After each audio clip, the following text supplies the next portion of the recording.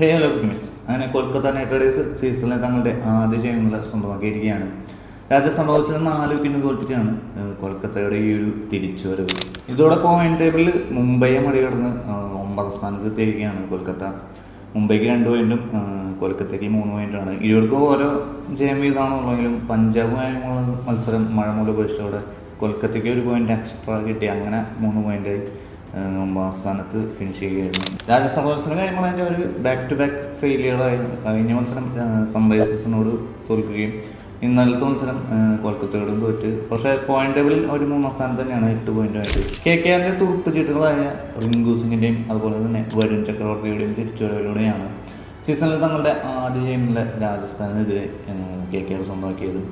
വരുൺ ചക്രവർത്തി ഇന്നലെ 4 ഓവറുകളും 14 റൺസ് മാത്രം ഇട്ട് വഴങ്ങി. വൈഭവ് സൂര്യവംശി അതുപോലെ തന്നെ ധ്രുവ് ജൂറൽ, രാജസ്ഥാൻ ക്യാപ്റ്റൻ റിയാൻ പരാഗ് എന്നിവയുടെ അടക്കം 3 വിക്കറ്റ്, 3 നിർണായക വിക്കറ്റുകളാണ് ഇന്നലെ KKRന് വേണ്ടി വീഴ്ത്തി ഇന്നലെ പ്ലെയർ ഓഫ് ദ മാച്ച് ആവുകയും ചെയ്തത്. നല്ലൊരു കിഡിലൻ കംബാക്ക് വരുൺ ചക്രവർത്തിയുള്ളത്.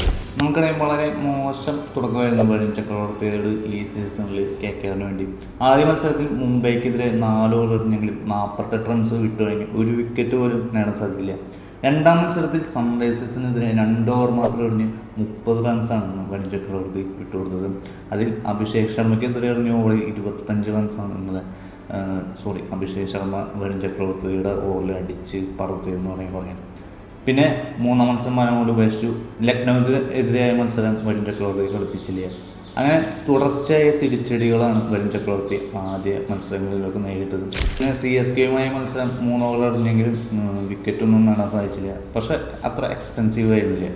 പിന്നെ അവസാനം GTക്കെതിരെയാണ് വരുൺ ചക്രവർത്തി ഒരു 2 വിക്കറ്റ് പ്രകടനമായി അത്യാവശ്യം ഒരു ഭേദപ്പെട്ട പ്രകടനം KKRന് വേണ്ടി കാഴ്ചവെച്ചത്. പക്ഷേ ഇന്നലെയാണ് വരുൺ ചക്രവർത്തിയുടെ ഒരു ഫുൾ ഫോം നമ്മൾ കാണുന്നത്.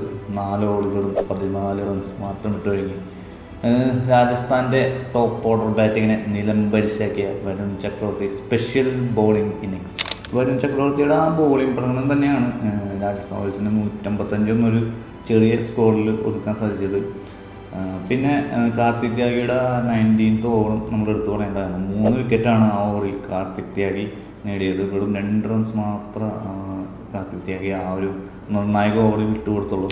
അങ്ങനെ രാജസ്ഥാൻ്റെ ഈ ചെറിയ സ്കോർ ചേസ് ചെയ്യുകയാണെങ്കിൽ കൊൽക്കത്തയുടെ ബാറ്റിംഗ് തകർച്ചയോടെ തന്നെയായിരുന്നു. 85 റൺസിന് 6 കൊൽക്കത്ത ബാറ്റർമാരാണ് ഡഗ്ഔട്ടിൽ കയറിപ്പോയത്. ഫസ്റ്റ് ബോളിൽ തന്നെ ആർച്ചറിൻ്റെ ഒരു കിഡിലൻ ബോളിങ്ങിൽ സീഫർട്ട് ഔട്ടായി. പിന്നെ അങ്ങോട്ട് വിക്കറ്റുകളിൽ ഇങ്ങനെ വീണുകൊണ്ടിരിക്കുകയായിരുന്നു. എന്നാൽ 7ാം വിക്കറ്റിൽ ഒത്തുചേർന്ന റിങ്കു സിംഗും അനുകുൽ റോയും ചേർന്ന് കൊൽക്കത്തയെ വിജയത്തിലേക്ക് എത്തുകയായിരുന്നു. റിങ്കു സിംഗിൻ്റെ ഒരു കംബാക്ക് ഇന്നിങ്സ് ഇതുപോലൊരു മാച്ച് വിന്നിങ് നോക്കാവുന്ന ആരും വിചാരിച്ചില്ല. കിഡിലൻ ഒരു മാച്ച് വിന്നിങ് നോക്കായിരുന്നു ഇന്നലെ റിങ്കു സിംഗിൻ്റെ വക. നമുക്കറിയാം, വരുൺ ചക്രവർത്തിയുടെ പോലെ തന്നെ ഒരു മോശം സ്റ്റാർട്ട് തന്നെയായിരുന്നു. അത് റീസെൻ്റ്ലി റിങ്കു സിംഗിന് അത്ര നല്ലൊരു ഇന്നിങ്സ് ഒന്നും കാഴ്ചവെക്കാൻ ഇതുവരെ സാധിച്ചിട്ടുണ്ടായില്ല.